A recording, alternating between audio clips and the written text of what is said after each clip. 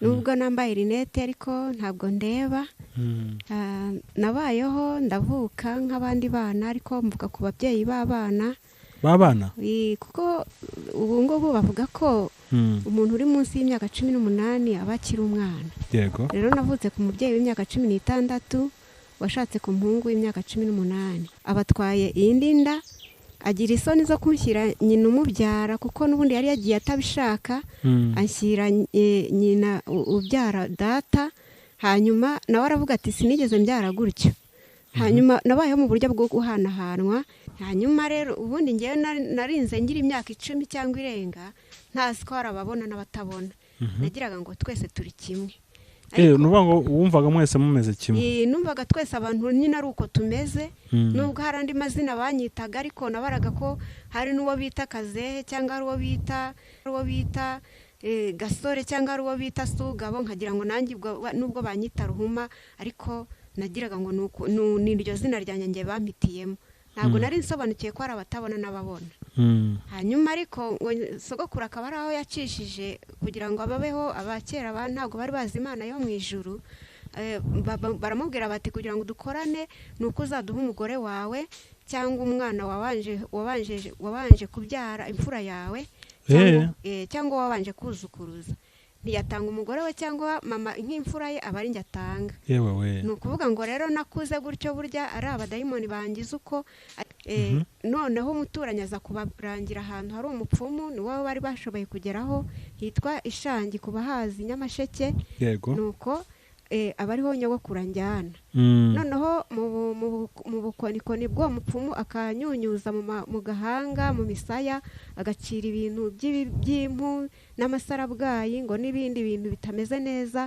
Narazingamye meze nabi ku buryo hari aho yajyaga kuvumba, hanyuma bakanga nyine gusangira nabo cyakora bakamusigira kugira ngo kubera ko bari bifashije baravuga ati natwe dushobora kuzamukenera reka tureke kumureka cyane ariko ntituri busangire ahubwo turamusigira. Ariko aranyihanganira amaho gutyo, ariko ntazi niba uwo mumama wambyaye ntabwo nari musobanukiwe. Niyo yazaga naho nari mari kumenya ubwenge, niyo yazaga mu rugo kwa nyogokuru nagira ngo umuntu uje bisanzwe, sinamenyaga ko ari we, gusa nkumva ari kubwira nyogokuru ngo azanyigumanira, akamuvuga mu izina akamubwira ngo azanyigumanira, ngo uyu muntu uzamwigumanira. Ntabwo wari uzi ko ari we mama wawe? Ntabwo nari mbizi, nagira ngo umuntu waje bisanzwe.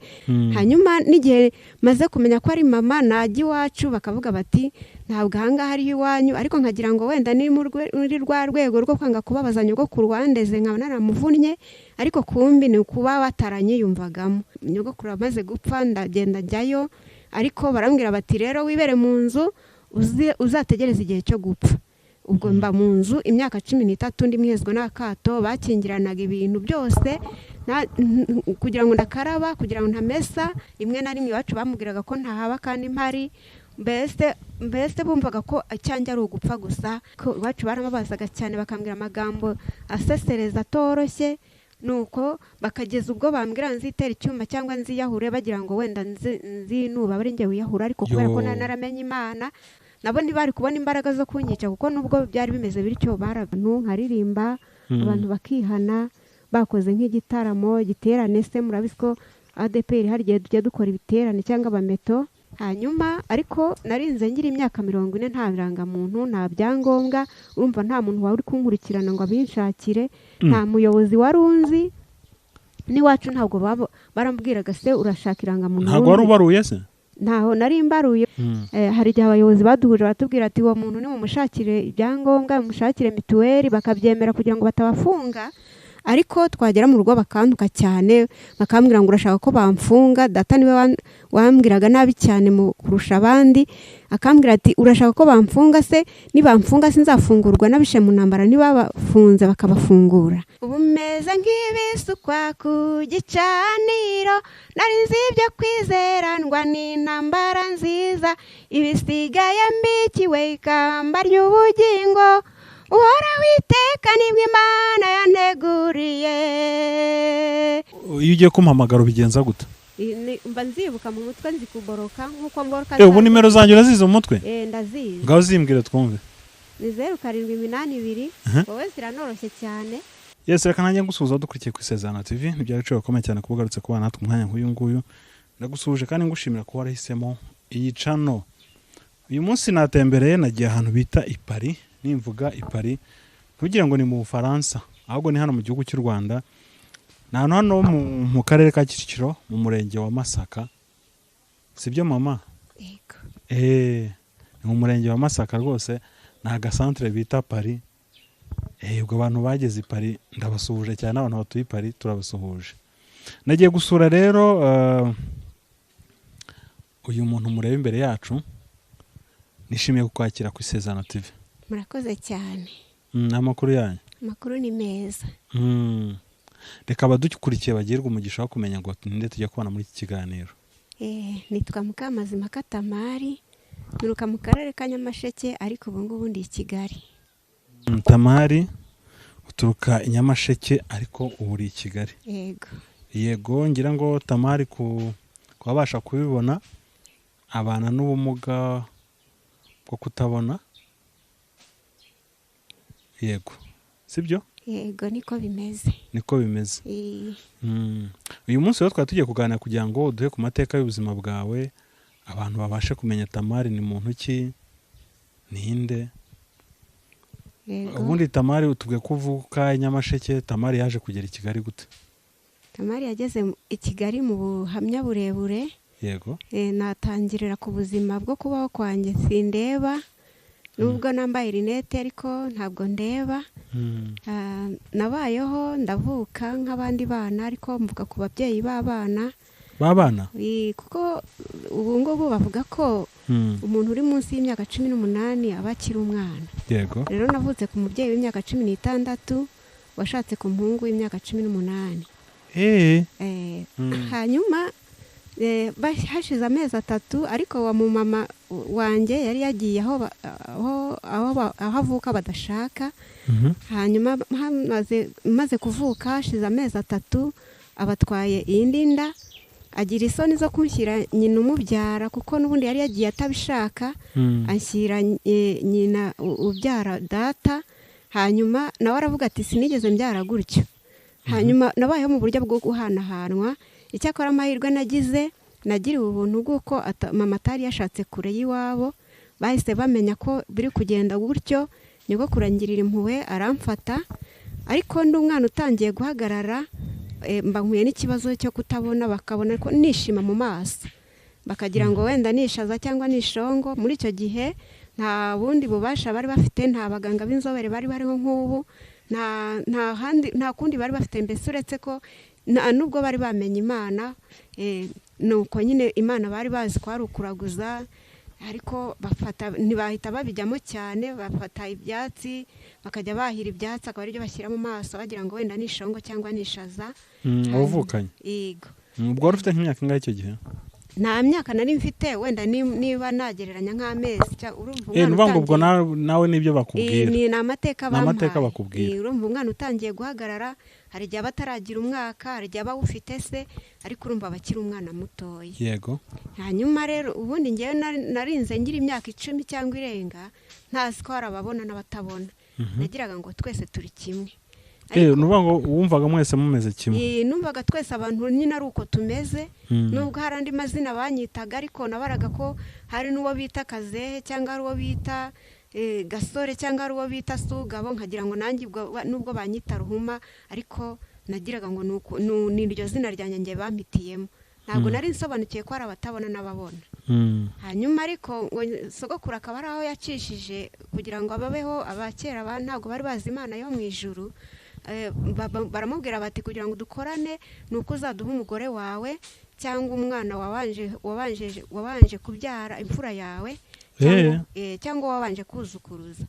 Ntiyatanga umugore we cyangwa mama nk'imfura ye, aba ari njye atanga. Ni ukuvuga ngo rero nakuze gutyo, burya ari abadayimoni bangize uko, ariko ntibyamenyekanye cyane. Gusa ariko mu mateka byabaye ibintu bitoroshye. Nuko aho bansize ntaba ariho bansanga, ariko igihe cyaje kugera nihuse. Noneho umuturanyi aza kubarangira ahantu hari umupfumu, ni wowe bari bashoboye kugeraho, hitwa Ishangi ku bahazi Nyamasheke. Yego. Nuko abariho nyogokuru njyana noneho mu bukonikoni bw'uwo mupfumu akanyunyuza mu gahanga mu misaya agacira ibintu by'impu n'amasarabwayi ngo n'ibindi bintu bitameze neza, ariko arababwira ati uyu muntu ntabwo azareba ariko azabaho nyine atabona.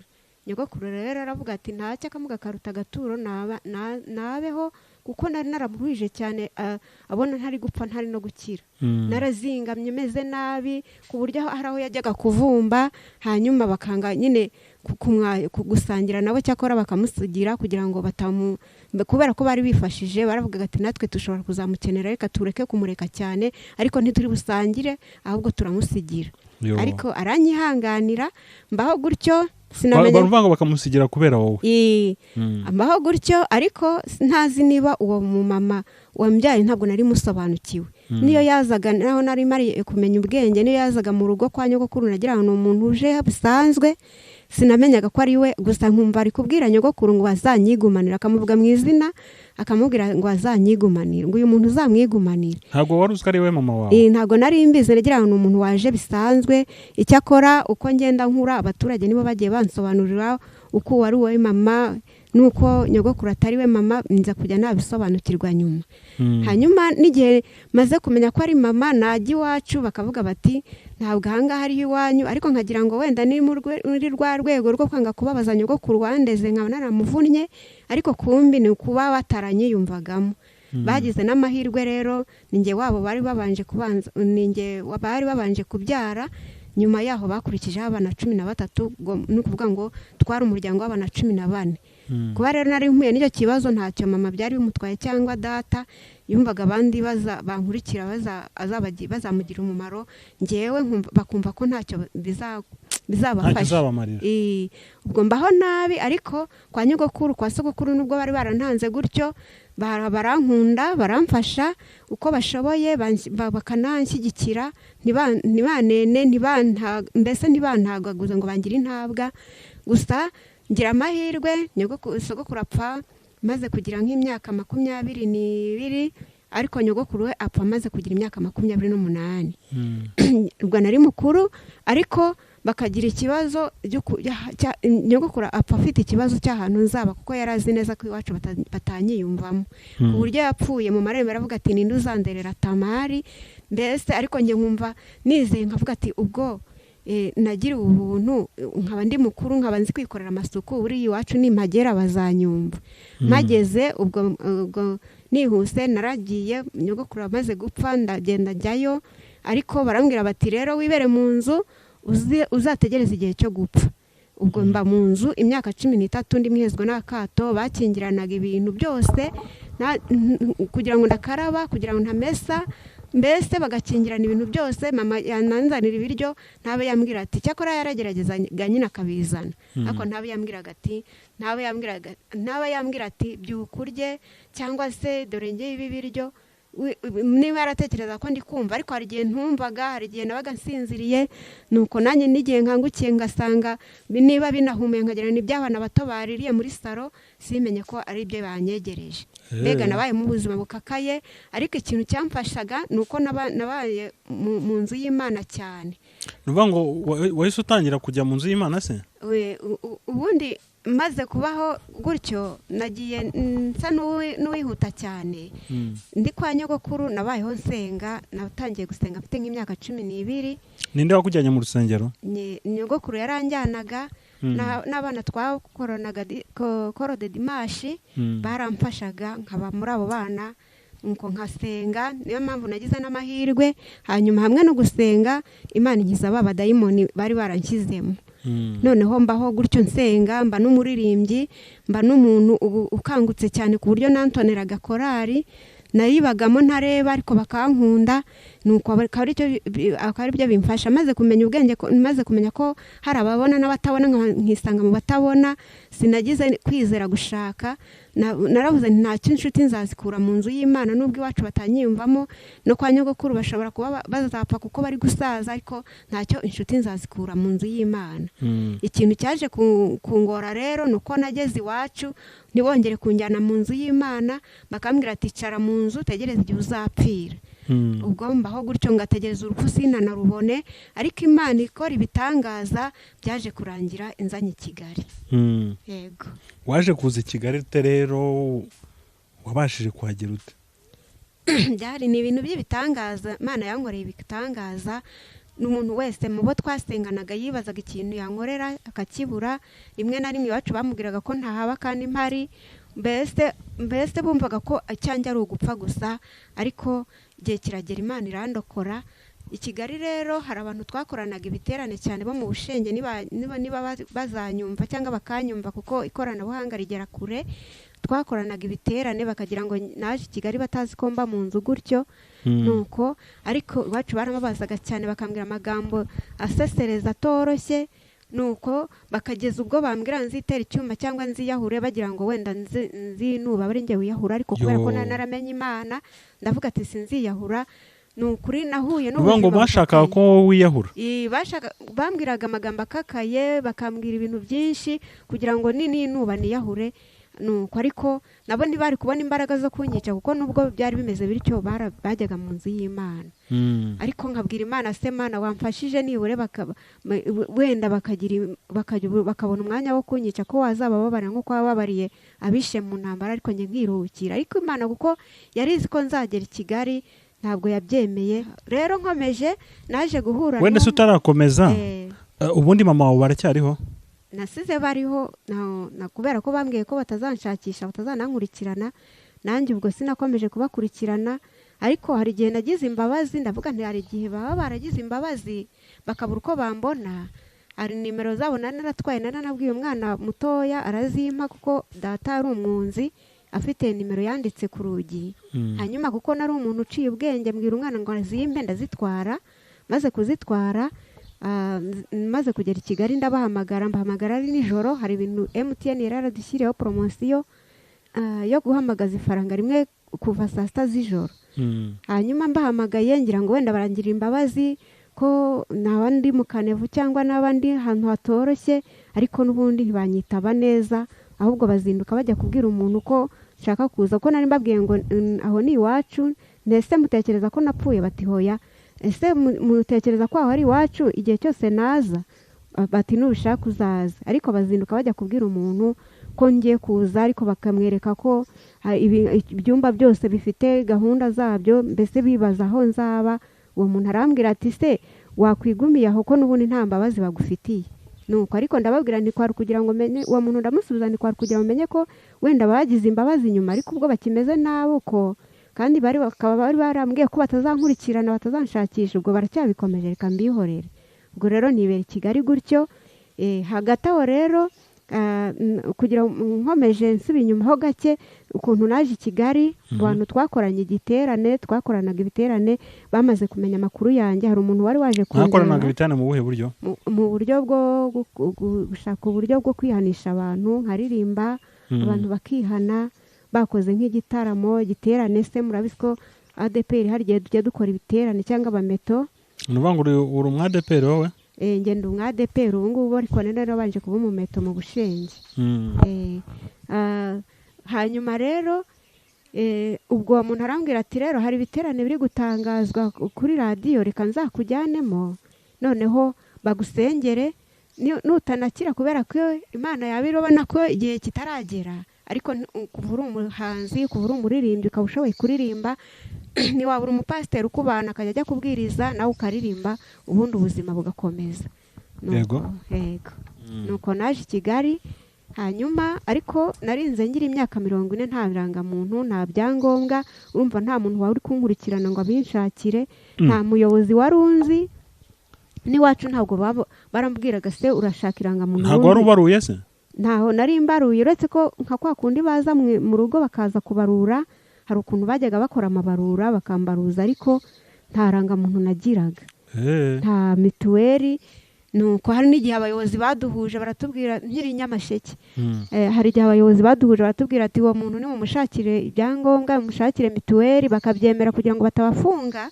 ariko twagera mu rugo bakantuka cyane bakambwira ngo urashaka ko bamfunga. Data niwe wambwiraga nabi cyane mu kurusha abandi, akambwira ati urashaka ko bamfunga se, nibamfunga sinzafungurwa n'abishe mu ntambara, niba bafunze bakabafungura.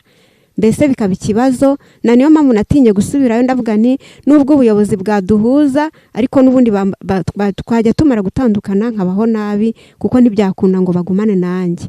Use waje kubona ibyangombwa? Ibyangombwa bifite? Nageze i Kigali rero nsanga bya biterane byararangiye kubera gutinda gushaka uburyo bwo kubona icyemezo gisimbura irangamuntu. Byabaye ibintu bitoroshye, nuko ariko icyangombwa byaje kurangira nkibonye cyo gusimbura irangamuntu. Ngeze i Kigali narasukiye mu karere ka Gasabo. None nshaka urugendo rwo kuva i Cyangugu i Nyamasheke ukigeza i Kigali, warizanye cyangwa nazanye n'uwo muntu yanshakiye tiki, yego, imuzana n'inzana nimuzamusubizayo. Kuko ngiye yaravugaga ati gume i Kigali, nutahaguma ntuzahura aho uririmba, bakaguha tiki kugarura, ariko ubwo amatike atuzana yari ayo ngayo. Ese wakomeje kuvuga ngo kuririmba uri umuhanzi? Ndi umuhanzi. Imana ishimwe nabashije kuba umuhanzi nubwo ntabona, ariko nzi guhanga, nkaririmba indirimbo, nkayishakisha, nkayibona, nkayishakira ibitero, no kuri radio cyangwa se kuri CD, kuri ubu ikoranabuhanga ryaje nabyitayeho ndi nk'umuririmbyi, kubera ko nakundaga gusabwa indirimbo muri korali. Kera habagaho za kasete, bakanshyira uruhande rwa kasete, impande ya kasete nkafata indirimbo nkayijyana muri korali. None se indirimbo ushobora gufata indirimbo unuvuga ngo ushobora guhimba indirimbo ukayifata mu mutwe ku buryo uhora uyiririmba nta hantu wayanditse? Ndahiririmba n'ubu ngubu muri ADPR, hajya habaho igihe bakampa umwanya nkaririmba, nubwo ntarashobora kuzisohora, ariko baranzi, mushumba wanjye aranzi indirimbo nkaririmba. Bakanagucurangira? Bakancurangira, nkababwira injyana bari bukoreshe. Nshobora guhagurukana agakorasi nkabwira abacuranzi, kubera ko tutaba twararepetanye, nkababwira nti ikorasi uko yagendaga n'indirimbo ngiye kuririmba niko iri bugende. Bikaborohera, bikamfasha, nuko bigatuma mbona uko ndirimba. None se turimbiye nk'akaririmbo kamwe wahimbye? Niyo waririmba igitero kimwe cyangwa refure yonyine? Ntacyo, mfite indirimbo zirenga 20 nahanze, kuko natangiye guhanga muri 92. Korali yansabaga indirimbo, ngatekereza ko ukomeza kujya gukura indirimbo kuri kasete wenda zanabaye akajagari, bikaba ngombwa ko hari igihe mpimba cyangwa se mpanga nkajyana y'indirimbo muri korali. Barankundaga ku buryo bigeze bangira n'icyizere, bangira umuyobozi. Niyo ngiza no kureba mba nari kuba nadirija, ariko uko biri kose nageragezaga uko nshoboye, nubwo ndi kugenda nkura ijwi rikagenda ryibana ukundu, ariko uko biri kose nararirimbaga. Imana idufashe cyane.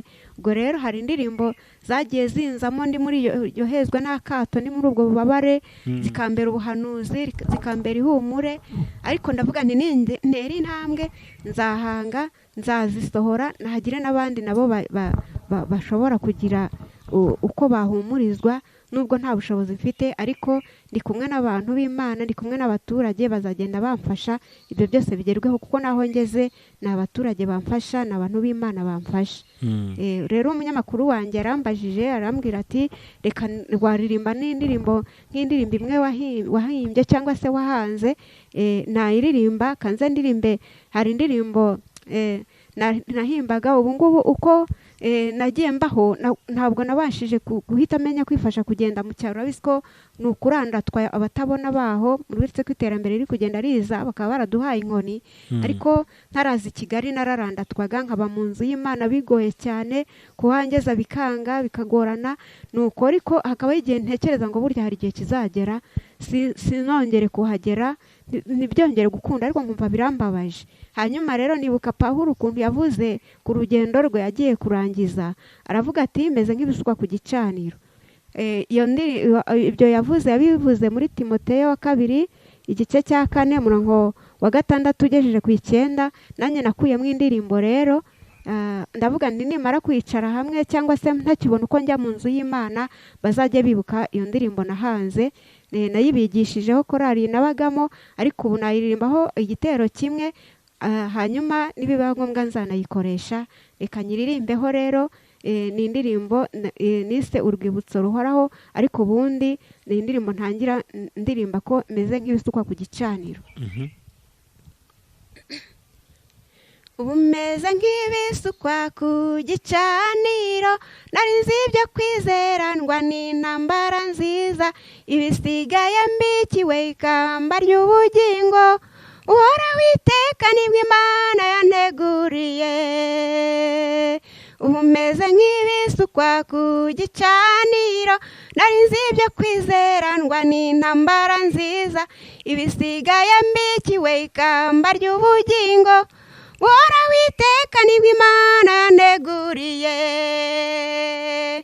Mu bihe ngihumeka umwuka w'abazima, niyemeje kuzasiga urwibutso ruhoraho, ruhora witeka nibwo Imana yanteguriye.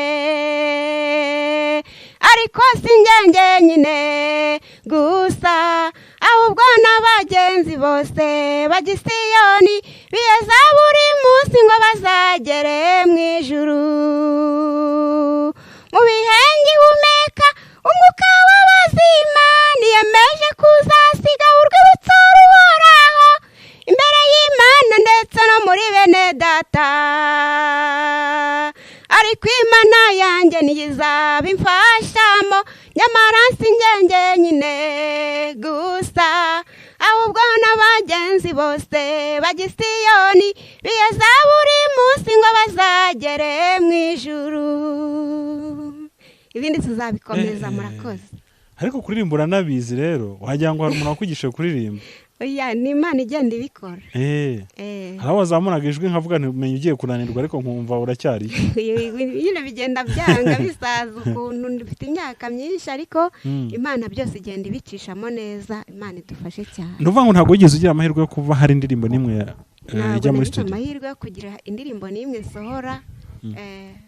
Nuko gusa nyine ndategereje ko abantu bamfasha bikavamo.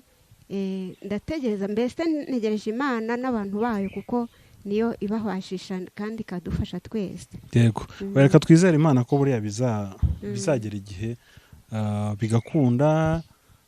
Uyu ni umuryango, hari igihe ushobora kujya gutya umuntu akaza akavuga ati ndashaka kugukoreshereza indirimbo, kanabyo Imana ikabimuhera umugisha. Yego. Wahoze mu kanya wari uri kutubwira ririya somo ryo muri Timoteyo. Ni uvuga ngo Bibiliya ubiyizi mu mutwe? Bibiliya nari nyizi, ndetse ndahura niyezwa n'akatongo binkamure. Nari nyizi ibitabo 66 byose. Ubizi mu mutwe? Nari nyizi ku buryo nta gitabo ntavuga mu ijambo.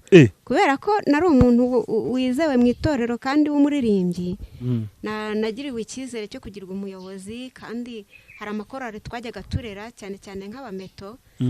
Twareraga amakorari, twageza mu myaka 18, twahereye muri 12, twageza mu myaka 18, 19 gutyo kumanura tukayavanga mu zindi korari za mbere, kugira ngo bajye kuzamura babandi nabo, kubera ko korari za mbere abameto bahuraga n'ikibazo. Korari ya mbere ikagira abantu bayo bamara kubyiruka bakajya gushaka, abandi bakaba bari gusaza, noneho rwa rubyiruko rukaza ngo rubazamure. Hanyuma twamara kubavangamo gutyo, tukazongera tugahanga abandi nabo bakaza kugira. Rero hamwe n'ibyo itorero ryari ryarangiriye icyizere, rikanyemerera kuba mu makorari yose ari ku mudugudu. Nuko nkaba muri korari 3 cyangwa 4, kandi zose nkemererwa kuzishakira indirimbo. Bigatuma rero nkanguka mu mutwe, noneho hamwe no kuyobora amasengesho rero bigasaba ko nshaka amasomo ari yo muri Bibiliya. Noneho kubera ko ntabonaga ngo nisomere, bigasaba ko ntoza abana gusoma, noneho nkababwira uko bari bugende muri Bibiliya, nkababwira itangiriro kuva barebe kubaranga komeza, kugira ngo bagende babishakisha baze kugeraho nababwiye gusoma. Yego. Reka none tugaruke rero aho warugeze utubwira ko ngo ukiva Nyamasheke wahise ugera muri Gasabo. Nahise ngera muri Gasabo, asanga umumama. Ubwo twagiye mu materaniro bya biterane, dusanga byararangiye. Yego. Kubera gutinda gushaka icyangombwa gisingwa irangamuntu. Hanyuma uwanzanye aravuga ati hari ahantu nakoze akazi ko mu rugo, reka nkujyaneyo. Ndashimira umumama witwa Nyirashema Trifine, nanyumva azumve ko mushimiye nta kindi mfite namugororera. Yaranyakiriye we n'abakobwa be, yari umumama nawe ukodesha ariko aranyakira. Bari bafite amazu yabo ibiza birasenya musanga mu bukode. Ari umuryango mwinshi pe, ariko barihangana baba mu mwanya mbabwira uko nabayeho, bumva ari ubuzima bukakaye, barambwira bati ntuzasubireyo uko tubayeho bari kuzabaho. Ubwo mbaho gutyo, ariko sinagira ubuntu bwo kubona uko njya kuba umwadeperi cyangwa umumeto, nkajya numva ari ibintu biri bunsabe gutega. Gusa niyemeza kuba mu macace, niyo yaranyegereye. Ndashimira Eglise Vivante, nayibayemo imyaka igeze nko kuri 5. Nayibayemo abantu baho, umushumba wanjye Starato ndamushimira, n'uwitwa Senga, Pastor Senga yaramfashije uburyo bwose bushoboka. Baranyambikaga, baransasiraga uburyo bwose bushoboka, bagafasha uwo mumama kumbana no kumfasha mu buryo bwose bubaho. Nuko ndabashimira cyane, baramfashije. Igihe cyarageze rero njya kwiga mu kigo, ariko kubera ko twari umuryango mwinshi, iyo umuntu yamaraga kubona hari aho yigejeje nyine yavagamo akajya kwibana kugira ngo abandi nabo boroherwe. Nanjye biba ngombwa ko nibana. Rero ndibana, nubwo nari kuvuga ngo ndi umuhanzi, ariko hari icyo nasabaga abantu bari kutwumva. Ndi umuhanzi ariko nanone kubera kwibana ndakodesha. Ubwo rero waje kugera hano rero ipari gute? Utubundi hano ipari cyangwa nuko ariho nagusanze? Pari ndahari. Niho utuye? Ndakodesha. Nuvuga ngo utuye hano hafi? Yego. Yego rero hanyuma nagira ubuntu, nkomeza kubaho gutyo nkodesha. Imana iramfasha, ubu nzi guteka, ubu nzi kwivomera, ubu nzi gukora amasuku yose, ubu nzi kwifasha kugenda ahantu hose. Natega nkagenda nkajyayo. Abashoferi nabo ahantu hose ushobora kwijyana? Nshobora kwijyana rwose. Kandi batubwiye ko bakuzanye i Kigali bakurandase. Waje kubimenya ute rero? Noneho duhe uburyo byose waje kubimenya. Hari ikigo tunyuramo kiri ahantu bita i Masaka. Yego. Cy'abatabona baraduhugura, uretse ko n'Imana yari yaranyemereye ko izamyigisha kwifasha kugenda. Yarabikoze, ntaragera mu kigo irabikora. Hanyuma njya ku cyicaro, nari ngiye kubaza ikibazo cy'ubuzima bwanjye, babona ndarandaswe, bampa agakoni ko kwifasha kugenda, banyigisha nuko ndi bugakoreshe. Hanyuma njya mu kigo ari ukubinoza gusa, irangira bishoboye, bampa inkoni yera ndayifata. Ubwo nkagenda, abashoferi bo baba barayize n'ibinyabiziga biba biziranye nayo. Ni ukuvuga ngo rero ndagenda, bakamenya uko bampigamira, bakamenya uko bamfasha. Ni ukuvuga ngo rero ubu ngeze ahantu heza. Ubwo rero ndagira ngo nsaba abaturage kuririmba, nibyo ndabishoboye, ariko nashakaga n'uburyo bw'uko nabona ikibanza. Ubu maze kugera kure cyane, kuko abantu uko bamfashije maze kugera ku mafaranga 100,000. Umaze kwibikaho? Ubwo nafunguje konti, maze kuyashyiraho. N'ubu hano mpafite agakarita ko muri banki Equity. Ariko hari banki Equity, hari na saving cyangwa banki boroke. Nakabereka kugira ngo mumfashe. Hari igihe abantu baba bari abatekamutwe, ariko njye sinaje guteka umutwe. Ndumva ikirere kitoroshye, ariko aka karita ukuvuga ngo kabitse 100,000. Ni ukuvuga ngo rero munyongerereye nkabona ikibanza byaba ari byiza, ariko nanone birenze nakoresha n'indirimbo. Uko byagenda kose ndi umuhanzi, ariko naho kuba ndahakeneye ku buryo mbonye ikibanza nanone sinabura uko cyubakwa. Ndi kumwe n'itorero rya DPR ryazamfasha nkubaka, zikampa umuganda, ariko nakibonye. Nuko n'indirimbo nabwo icyavamo uko byasa kose nafata icyavamo icyo ari cyo cyose. Nk'uyu munyamakuru wanjye ndamushimira, yambereye nk'ikirema bahetse, barakiheka barakijyana bakinyuza hejuru kigera imbere ya Yesu. Hari n'abandi bahekaga ikindi bakigeraza ku irembo ryitwa Ryiza, kibasha kubona uko gisaba ba Petero. Nuko nanjye rero ndi imbere yanyu ngo mbasaba ubufasha, kuko aho ngeze ntibikwiriye ko nongera gusubira iwacu batanshaka, birakwiriye ngo nkomeze kubaho. Rero nagira mwebwe ubwo no kuvuga ngo mbonye uburyo bwo kubaka ikibanza, bwo kubona ikibanza, nabangiza amahirwe, mbonye uburyo bwo gukoresha indirimbo zanjye, nabangiza amahirwe, negereje ubufasha bwanyu, Imana ibaho umugisha. Ngenda shaka kugira ngo nkwibariza akantu gato. Urumva nta watubwiye ko utigeze ugira nkurikije ubuzima wanyuzemo ntago wigeze ugira amahirwe yo kugera mu ishuri. Ntago nagize. Ariko ikintu kimwe cyantangaje ni ukuntu njya kubona ukabona urampamagaye kandi wambwiye ko ari wowe unyihamagare nubwo twahuye inyaka nimero wazanditse muri telefone ndeba. Wabimenye gute biriya? Nabimenye gutyo nyine aho twanyuze mu kigo batwigisha ubukorikori bwose bashoboye nubwo abari amezi make n'amezi 6 ugira ngo ujye kubifata nyine amezi yawe akaba arashize.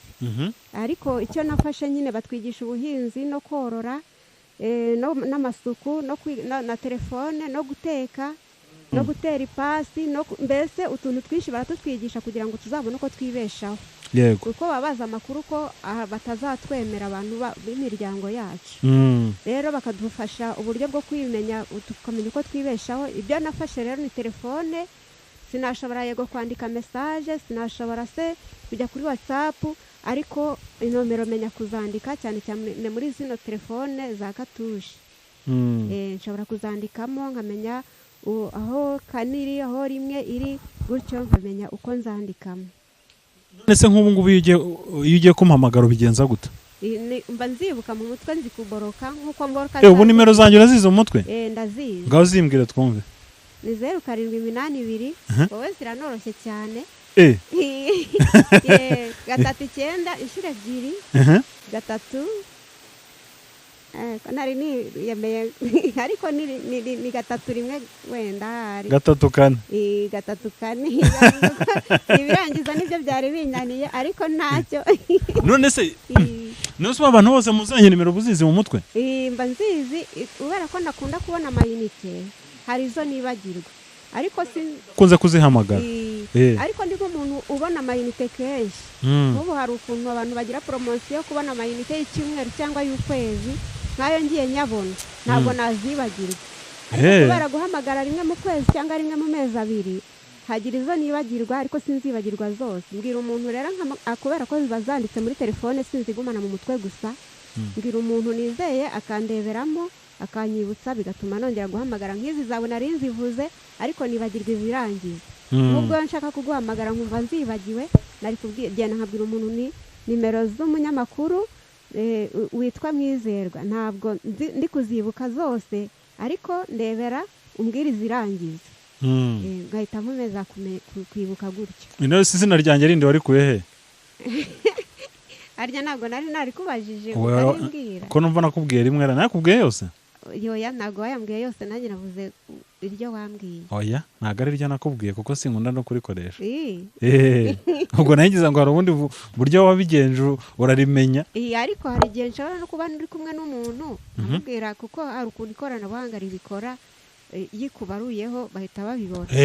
Ubwo nicyo nayigize ngo nyine wenda nibwo buryo wabigenje. Nabyo nabikora abantu tubana abifasha, hari abantu tuba tubana dushyikirana b'inshuti zanjye babifasha. Yego.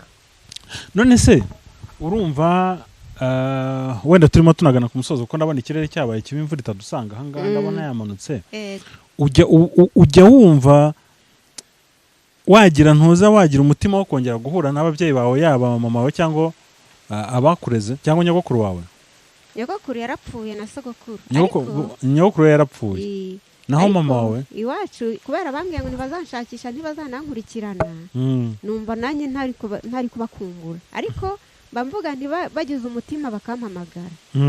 Najyayo ariko imyaka 10 irarenze uwo mutima ntibawufite.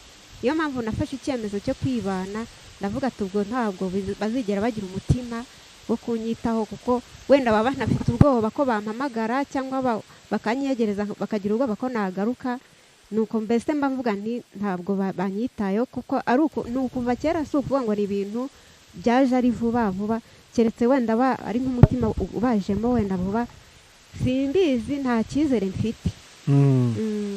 Okay ntacyo wenda icyangombwa nuko ari bazima nawe ukaba uri muzima uri Imana wenda izagena ibyayo. Yego. Gusa ahubwo reka tubanze turebe nawe ubanze ubona ubuzima ubanze ubashe kubaho i Kigali. Arya batuye ko wibana. Yego. Nuvuga ubu uribana.